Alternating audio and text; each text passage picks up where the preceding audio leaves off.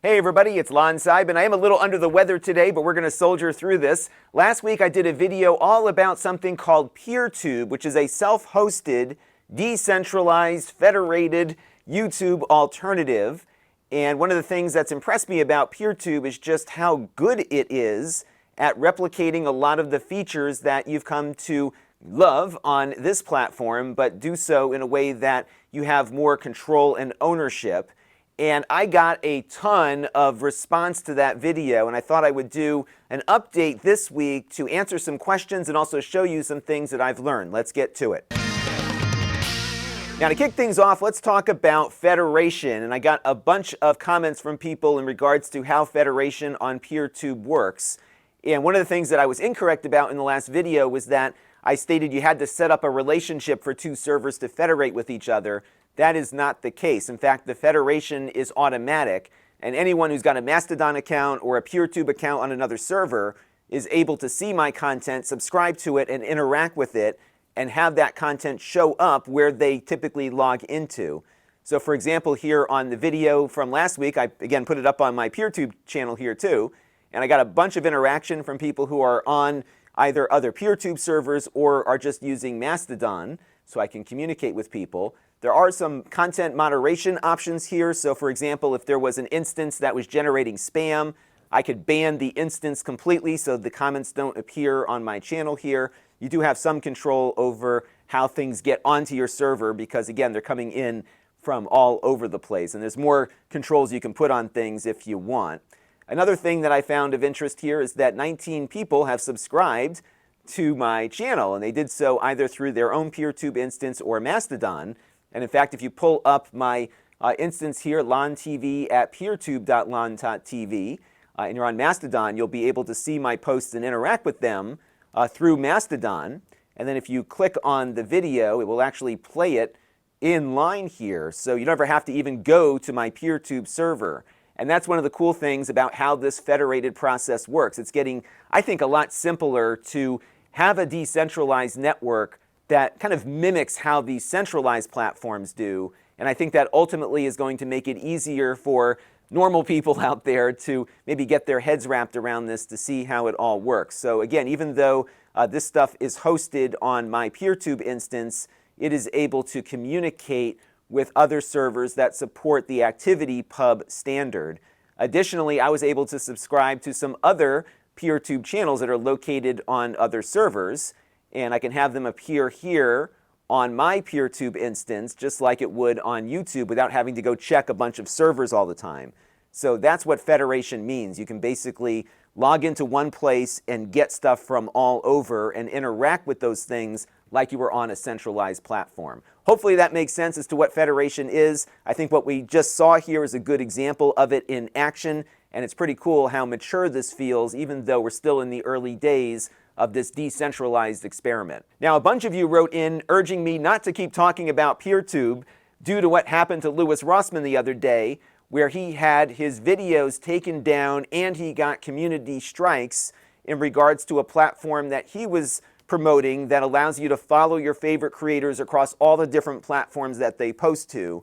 And that way, if one of them gets kicked off of one, you can keep following them on others. And in fact, Peertube is supported by Lewis's app. Now, I can't mention Lewis's app in this video because it is a violation of YouTube policy. And why that app is in violation and Peertube is not is based on how it works. Now, I don't agree with the heavy-handedness of what YouTube did to Lewis here, but this is what I think they hit him on, which is the harmful, believe it or not, the harmful or dangerous content policy. And specifically, what Lewis's app does is that it pulls YouTube videos from YouTube servers and plays them without advertising. And that is a terms of service violation because it is an ad blocker essentially. And I don't agree with what YouTube did here, to be clear, but I think that's what they are focusing on here with his community strikes. And they could argue that he was doing instructional theft where he was showing people how to download an app to avoid watching ads on YouTube, and also encouraging terms of service violations. Peertube is neither of these things because I host the video myself. It is on my own server, and all of the videos here that you watch are things that are not coming from YouTube. So even though there's no ads on these yet, these videos, again, are not being scraped off of YouTube for you to play or bypassing any of YouTube. In fact, it's got nothing to do with YouTube at all, and that's why it's okay to talk about it here, although I'm sure they're not crazy about people mentioning alternative platforms. Now, I did get a bunch of people writing in with doubts about the cost and scalability of this project over the long haul, and certainly if I was a more popular YouTuber and I was getting tens of thousands of views an hour, this might be a little harder to do. But there are some things that have surprised me about this project so far. The first, to answer Delta Mike's question here, is that the cost of data and bandwidth has come down quite a bit, primarily because the cloud hosting industry is getting more and more competitive. As I mentioned in the last video, I am running my server on Linode.com, and I have it on a $5 a month server, and so far I've been well within its limits. We'll see how long that lasts, but my videos aren't as large as I thought. So after transcoding, my typical videos are between 200 or 300 megabytes. This one might be 400 or 500 depending on the length. And when people watch the video, it doesn't download the whole thing at once. Peertube breaks it up into chunks and only sends out little bits at a time. So not everybody watches the entire video. They might jump to a portion they want to see. So overall, I'm not seeing a lot of bandwidth here. Additionally, Peertube is really good about peer-to-peer transfers. That's one of its key features, is to take server load off. So if, for example, we had a bunch of people watching my video at the same time, a bulk of the data going to each viewer is going to be coming from other viewers versus coming from my server. So for example, I sent out a video early to my supporters, and what I did is I pulled the video up and I was watching it around the same time I emailed everybody. And as you can see here, somebody else popped in while I was watching.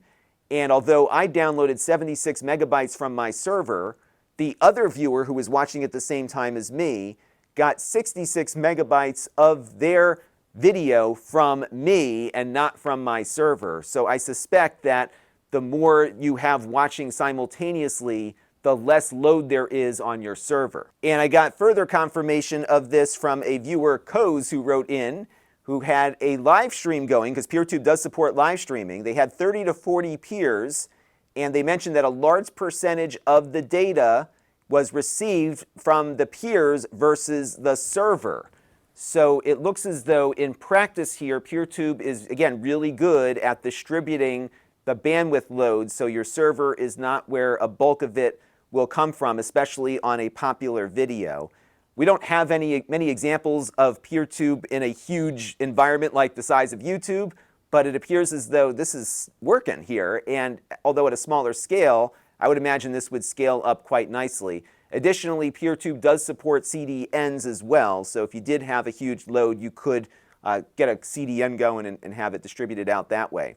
Now, so far, as of yesterday, I've had 273 views on my Peertube channel, not all that many, and I have 2.7 gigabytes hosted. But as you can see, those 273 views only generated about 200 or so gigabytes of transfer, and my $5 Linode server gives me 1 terabyte of total transfer per month. So at the rate I'm going right now, I should be well within the limits there. And even if I go over, the transfer rates are not all that expensive. So as you can see here, the cost per gigabyte when you go over the 1 terabyte allocation is half a cent per gig. So it's not prohibitively expensive if I do go beyond that. And of course, I can monitor that pretty much in real time in case things get a little crazy. Now, I was looking on Reddit, and a bunch of people have been using this server called buyvm.net, and they look to be like a loss leader out there for these low-cost server slices. I will warn you, of course, you always do get what you pay for, but people have been pretty satisfied with the experience they've had with this company. And they do not have a transfer limit on bandwidth. I'm sure there are some limitations to that unlimited, unmetered bandwidth item there, but by and large, there's a bunch of people hosting Peertube instances on this server, and they're paying here $2 or $3 a month and not having any metering of their bandwidth at all. So I think it is conceivable to do this very inexpensively and reach a good number of people. Now, of course, one of the reasons why many of us like YouTube so much is that out of all the social media platforms, they are the absolute best at sharing revenue with creators, hands down. And although they do have a lot of strict rules around it, if you play by the rules, you can make a living doing it, like I and many other people do. And this question came in from a guy Incognito and a bunch of others asking about whether or not there's any kind of shared ad revenue option here. And unfortunately, at the moment, there is none, although Peertube is neutral on the topic, which means that the developers of Peertube as an application are not going to limit people from creating plugins, for example, to put pre-roll advertising on. And pre-roll advertising is a global marketplace. And if you go onto your local news site, for example, there's ads that get served up on videos that you play back there. And there's no reason why you could not do the same on a Peertube instance. It just lacks the software through a plugin to do it. So I would imagine as Peertube gets more and more popular, we'll probably see some options where you might be able to get your site into the global marketplace and have people run ads on your content. But unfortunately, right now, it isn't there yet, although Peertube does have that support button that we talked about, which can link to your support method of choice, whether it's Patreon or my Lon.TV support page. Now, I did get a bunch of people asking about copyright strikes, and although Peertube is a decentralized network and won't issue a strike, what you need to be aware of is that you still have to follow the law. So here in the United States, we have copyright law, which prohibits me from uploading somebody else's work on my server and either profiting from it or just hosting it on a server without permission or a license. Additionally, we have the Digital Millennium Copyright Act, which you as a server owner will have to follow, especially if you're letting other people upload content. So the DMCA I've covered in detail in prior videos. I can put a link to my DMCA video in the video description. But basically, you have a responsibility to ensure that copyrighted material doesn't get up on your server. And if there is, and you receive notice of that copyrighted material from a copyright owner, you do need to take action quickly to take it down.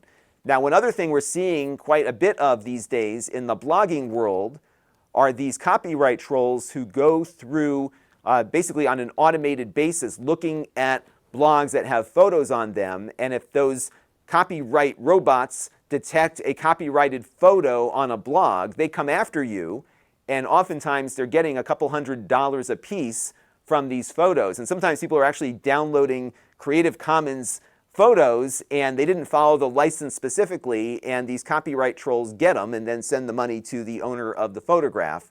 So I would suspect that if this self-hosted thing became more of a thing, we would probably see some automated scrapers that look for copyrighted content in videos, much the same way that YouTube does right now on their own platform. Bottom line here, you got to follow the law even if you're self-hosting. And then we have the problem of user adoption. As Randall and Minute World point out here, there are alternative platforms to YouTube already, but nobody's really using them. I know a lot of you probably spend some time on Odyssey and Rumble, but for the most part, most Americans and most people around the world don't, especially when you look at the same video uploaded to Odyssey versus that video on YouTube. The YouTube video will get far and away many more views and interaction, and that's just due to the size of YouTube, but also the fact that most Americans kind of like the tyranny of the default. They never change platforms, even if their favorite creator disappears from it. Pew, a research center, recently did a poll of Americans to see if people have heard of some of these alternatives out there. So for example, Telegram has only 27% name recognition here in the US, even though it is wildly popular in other parts of the world. You can see Rumble is only at 20%. People just don't know about these things. I think part of the problem is that search results on Google tend to favor YouTube videos first. You'll see them right in the search result there, front page. You can start playing the video back right on the Google search result, and other video platforms are not there at all or get buried far deeper into the search results. That's part of it. But also, I think people like YouTube and they don't want to change. And I think Peertube's approach to this is a lot more realistic than some of these other platforms. First of all, Peertube is decentralized, as they point out here in their FAQ about whether or not they're trying to replace YouTube. They have no desire to do it. They are certainly realistic about things here. but they want to be a free and decentralized alternative that is owned, presumably, by the content creators that are uploading content to their own servers. That is very different than Odyssey and Rumble and all these other platforms that are still owned by somebody or a group of investors. So this is a very different approach. And they want to be an alternative that has different values, but in parallel to what already exists. And this is not unheard of from a user adoption standpoint. You might think, well, what's decentralized out there? Well, you know what is? Podcasting. There have been billions of dollars sunk in by Apple and Spotify and all these other big companies to try to control podcasting, and nobody's been successful. Podcasting still works primarily off of RSS feeds, and you can get podcasts in hundreds of different ways. And in many ways, podcasting is very similar to this federated approach that Peertube and Mastadon are doing. It is decentralized, but has a way to make it easy for the user to use. And I think as we progress further here, you'll probably see different clients that can interact with these servers in different ways. And of course, we see a lot of Mastodon apps out there. Now, Mastodon's a great example of an alternative platform.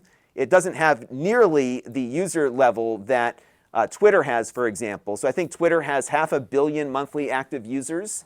Mastodon only has 1.6 million. But it's not dead yet. It's still there. And if you go on a Mastodon instance and click on the live feeds and go to the other servers, you'll see just content popping up constantly. And there is a lot happening here. I get a lot of engagement on my Mastodon page here. You can find my Mastodon at Lon.TV at indieweb.social. I've got over 1,000 followers. I put my link blog stuff up there. I get a lot of interaction. Is it replacing Twitter? No, it never will. But it's still alive. And I think that's the whole point here, is that there are opportunities for other platforms to coexist. And I would like for these platforms to get bigger.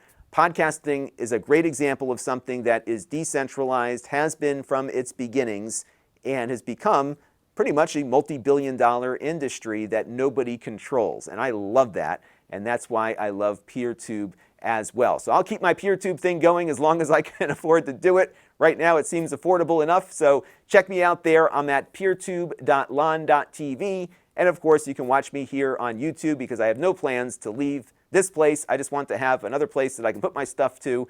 And what I like about Peertube is I own it. That's going to do it for now. Until next time, this is Lon.TV. Thanks for watching. This channel is brought to you by the Lon.TV supporters, including gold level supporters Brian Parker, Budley, Hot Sauce and Video Games, Steve Green, and Amda Brown. If you want to help the channel, you can by contributing as little as $1 a month.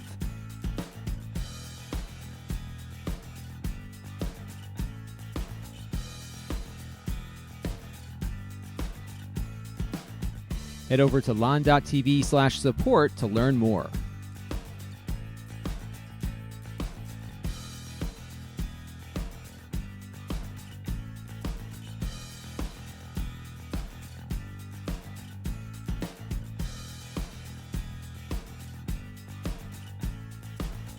And don't forget to subscribe. Visit lon.tv/s.